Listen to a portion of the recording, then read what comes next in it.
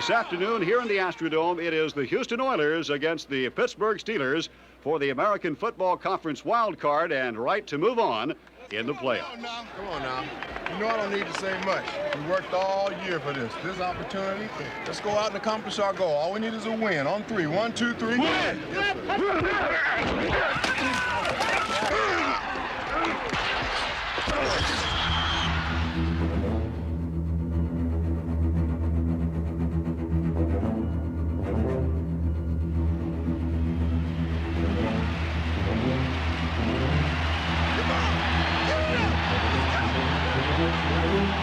with the snap, fakes the handoff to Pinkett, looking, throwing toward the end zone, has a man, caught, touchdown! Ernest Givens!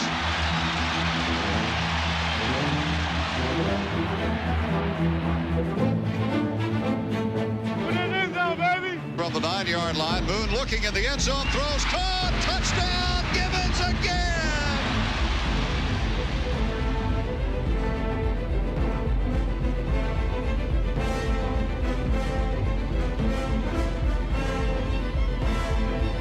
Warren Moon has the football off White, tries to turn the corner on the left side, and the Steelers converge on him. The ball is loose, and it's picked up by who?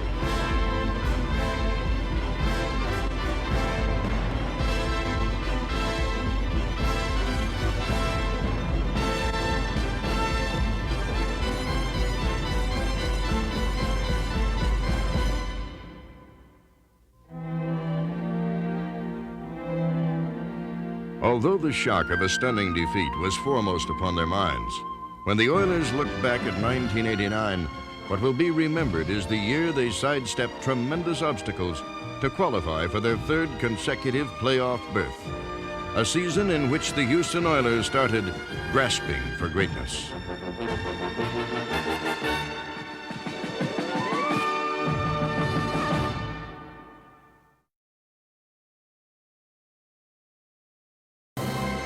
Transforming a summer's worth of preparation into a season of significance is every NFL team's objective each September.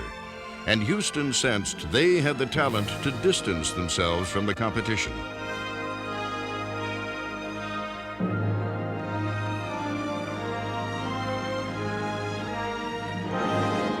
Although the Oilers beat San Diego, 2 losses in their first 3 games left Houston feeling a bit awkward. But great teams seem to march to their own beat. And when the AFC's top-rated passer visited Houston in Week 4, the Oilers planned to play it a little different. Defense got to win it. You got to look at it like defense got to win it. Houston rushed only 3 men, leaving 8 defenders in the coverage. 5 underneath and 3 deep. With so many bodies in the secondary, Miami's receivers performed like fish out of water.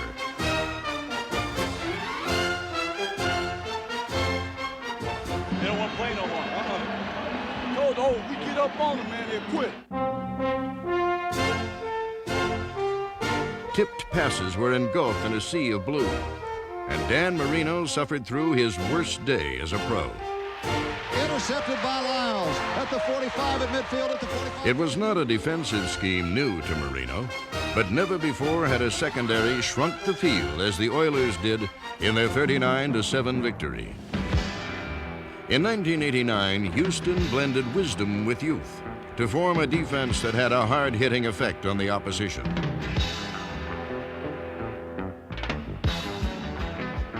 Cornerbacks Patrick Allen and Steve Brown, number 24, have been stepping in front of receivers, making the big play for the last 6 years.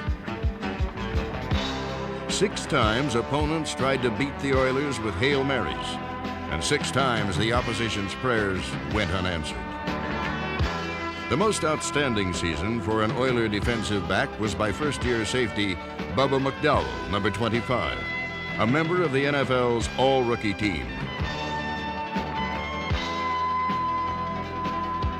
But picking off passes was not this defense's specialty. Go! Picking up ball carriers was. Go! That's it, baby. Go! Grimmer than a dark alley on the wrong side of town, the Oilers' front 7 was a menacing force. Linebackers Robert Lyles, Johnny Meads, Eric Fairs, and Al Smith teamed with linemen William Fuller, Richard Byrd, Sean Jones, and Doug Smith to devise a defense that ranked second in the AFC against the rush and first in body-crunching hits. When it comes to making tackles, pointing the way is John Grimsley. Although not exactly a household name, every runner knows who he is. And in 1989, Grimsley brought down ball carriers over 100 times for the fourth consecutive season, once again leading Houston in total tackles. The leader of the Oilers' defense is Ray Childress.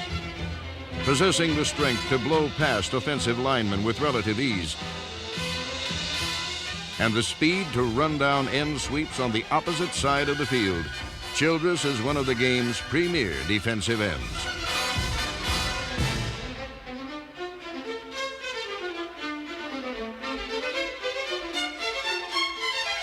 He led his team in quarterback sacks and was the heart of a defense that helped the Oilers sweat out a last-minute victory against the Bears, paving the way for the greatest defensive performance of the season. Right now, JD, let's go.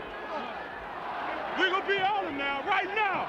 Let's go get it. Let's go get it. Let's go get it. Let's go get it, baby. Pittsburgh gained only 32 yards rushing as Houston cut them off at every turn, taking the Steelers totally by surprise. JD, run like a We're going to catch him off guard. We're going to go corner left. Hit the beach. We're going to go corner left. Even the Oilers' kickoff coverage had a special treat in store.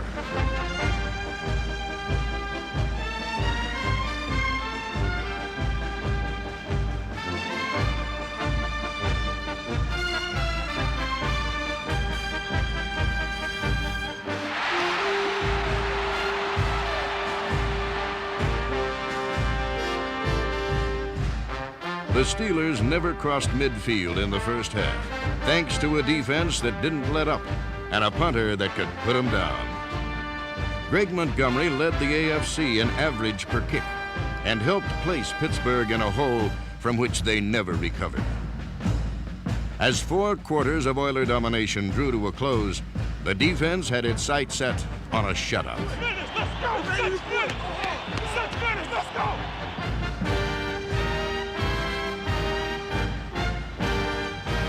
Houston's first shutout since 1980 felt good and provided ample reason to sit back and bask in the glow of perhaps the defense's finest moment.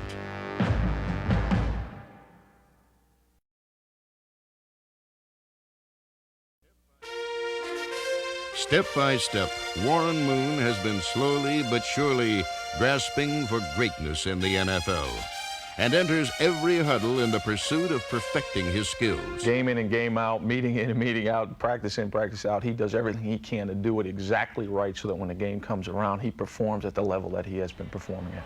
Was that 22 playing the next? Was he playing? He was just like a sky trapper. Oh, okay, good job. He showed me that he knew that I was a pro, but there were certain things that he wanted to help me with, and I was willing to let him do that. Kevin Gilbride helped Moon with the little things, like improving play fakes,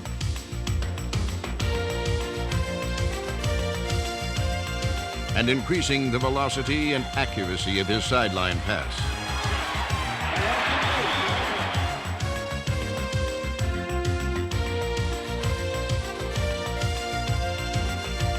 The little things transformed into big results. In 1989, Warren Moon enjoyed his best season with the Oilers, setting personal highs in completions, yardage, and touchdowns. His peers voted him a starter in the Pro Bowl, and the best is yet to come. I think I'm even going to get better, and I think Kevin's going to help me get better. Moon was given carte blanche with the most productive wide receivers ever to play for the Houston Oilers. Number 83, Leonard Harris, ran the short, controlled routes, while Curtis Duncan, number 80, specialized in streaks and fly patterns.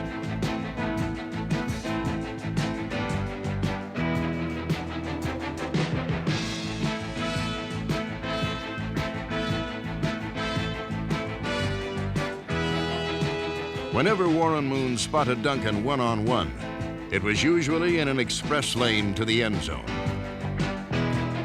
In his first 2 seasons with the Oilers, number 84, Haywood Jeffries, caught only 9 passes.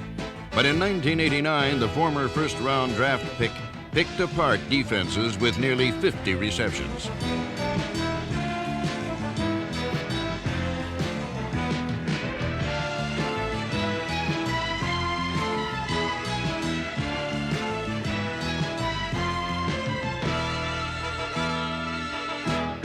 While Jeffries made plenty of tough catches, the roughest season for an Oiler receiver belonged to Ernest Givens. Ernest is really tough, especially for a guy his size. Very wiry. You know, he's a guy that his body can twist and contort a lot of different ways. Givens twisted and torqued in every which way.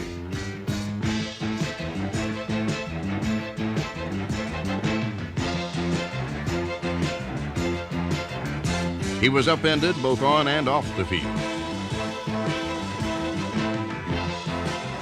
When he had the ball and when he didn't. But Givens is a fighter. He shook off his bumps and bruises to catch 55 passes while continually inventing new methods of scoring touchdowns. Inside the first down markers at the 10, the 5, leaps into the end zone, somersaults, touchdown Oilers! Ernest Givens is a model of consistency, a characteristic Warren Moon admires in Drew Hill.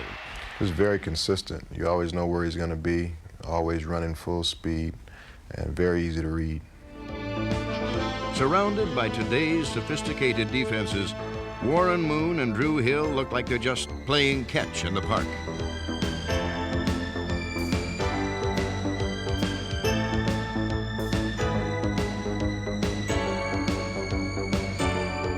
Hill started only 12 games, but still led the Oilers with 66 catches for almost 1,000 yards and 8 touchdowns.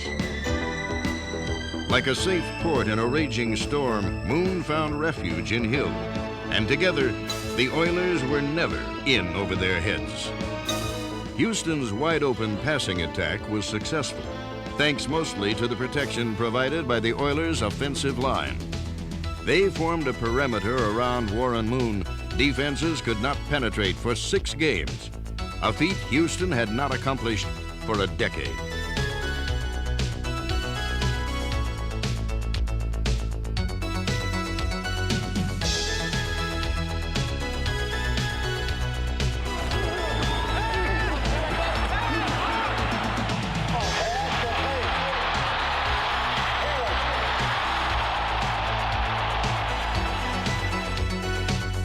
The starters included Pro Bowl guard Mike Munchak, center Jay Pennison, tackles Bruce Davis,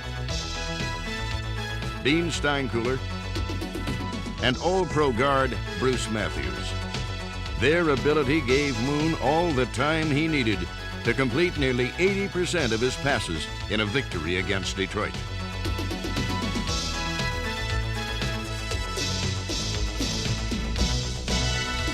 In a season when the Oilers set home attendance records, the largest crowd in Astrodome history gathered together for Monday Night Football.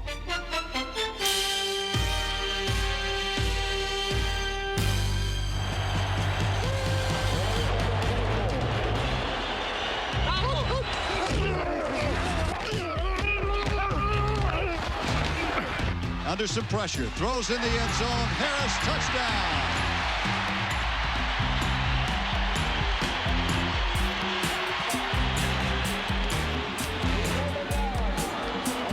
It would be the only touchdown scored by the Oiler offense. But on this day, Houston's defense answered the battle cry.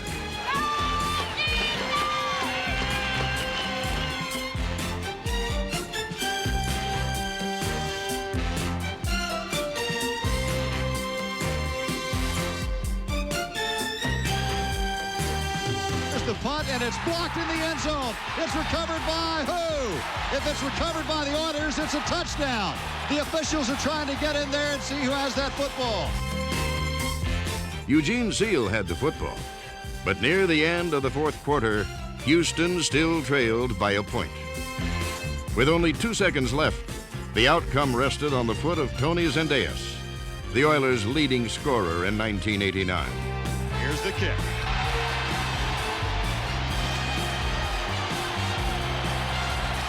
Final score, Oilers 26, Bengals 24, as you heard the crowd tell the story.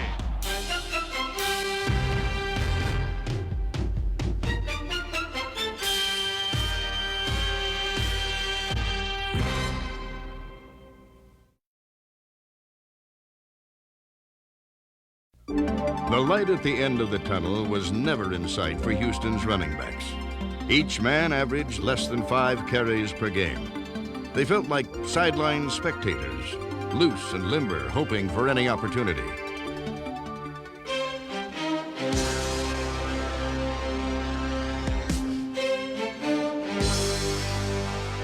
When they were called upon, it was often to fill in as a pass receiver.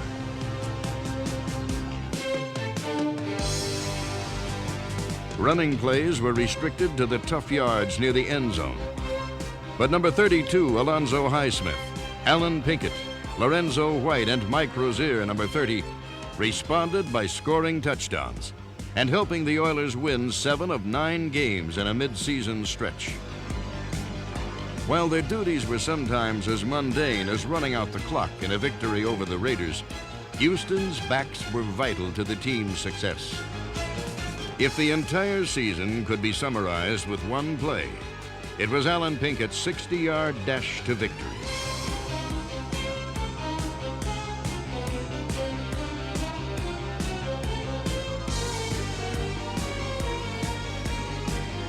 When the Oilers needed the most, Houston's backs were at their best. 30 seconds left to play in regulation. White is the tailback. Highsmith the fullback. White gets the call, gets the first down. He's at the 5. He's in the end zone for an Oilers touchdown. Houston goes on top. The Oilers' running backs were also largely responsible for the most heroic victory of the season. Trapped in a snowstorm, the visitors from the warm, sheltered dome, the team that couldn't win on the road, the team that couldn't run, ran the ball right down Pittsburgh's throat. Moon under center, hands the football off. White's loose at the 40, at the 45, spins to the midfield stripe. Does Lorenzo White, who is running awfully tough right now.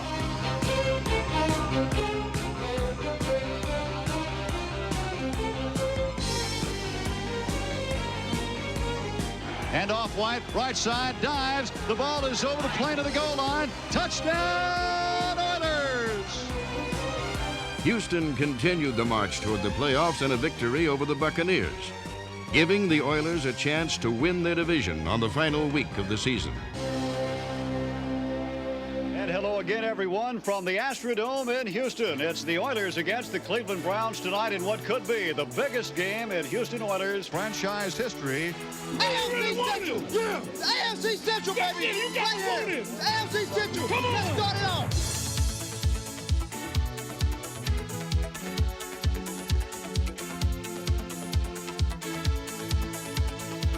And now Moon is calling an audible at the line of scrimmage, still in the shotgun.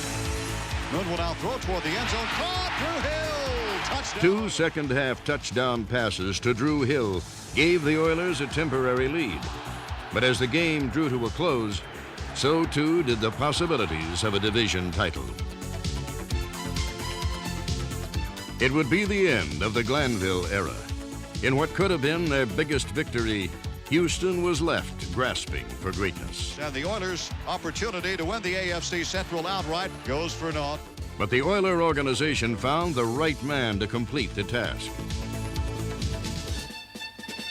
Jack Pardee has 6 years of head coaching experience in the National Football League. He rebuilt the Chicago Bears, leading them into the playoffs for the first time in 14 years, and resurrected a Redskin team by reviving their defense. Improving defenses comes naturally to this Texan. He's a former All-Pro linebacker who was known as a coach on the field during his 15-year career. But it is Coach Pardee's knowledge with the run-and-shoot offense from the USFL and the University of Houston that makes him the perfect choice for the Oilers. He's honest, got a lot of integrity, He's the type of person I think will fit well into our organization, and I know he'll do a good job. The longer you look, the more you realize you just have a real good man, and I think he's absolutely the perfect man we have for this job.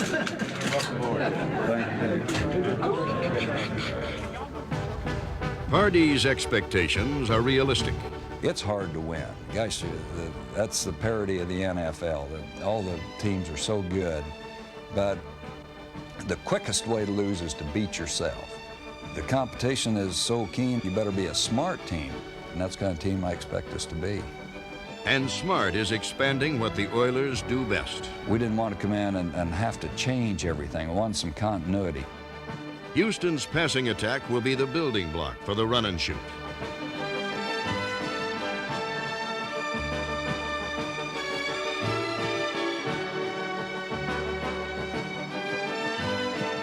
Under Jack Pardee's guidance, the offense will be deadlier than ever, and the Oiler defense will specialize in delivering the knockout blow. It is all there for the taking. What we do in the future is going to determine our success, and I'm excited about it. I'm fired up, ready to go, and I think our players are. The 90s could be the decade the Oilers break away in the championship chase of grasping for greatness.